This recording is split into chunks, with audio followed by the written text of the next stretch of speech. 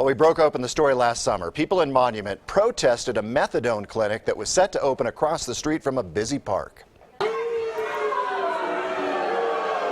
You may remember that. It got so heated, some called for the mayor's resignation during that meeting because the city leaders said their hands were tied.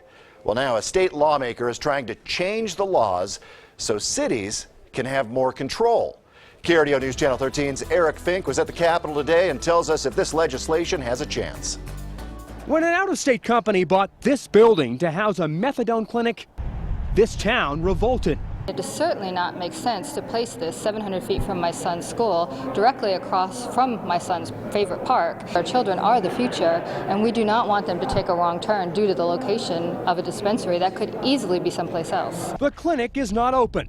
The city of Monument voted to revoke the approval of its business license and imposed a moratorium on companies providing drugs or drug dependency treatment. That prompted a lawsuit. Monument lawmaker Paul Lundeen doesn't want other towns to go through the same thing. He brought a bill to the House State Affairs Committee that would ban methadone clinics from opening within 1,000 feet of a school, a park, a college, and a child care facility. Jamie Finley, who used methadone in an effort to get clean from heroin, testified in support of the bill. It didn't work for me. To me, it was a backup plan, just in case I couldn't get heroin that day. One clinic advocate says the heroin epidemic is skyrocketing in this country, and methadone treatment centers shouldn't be going out of towns, but rather coming in to assist a growing number of addicts in need of help.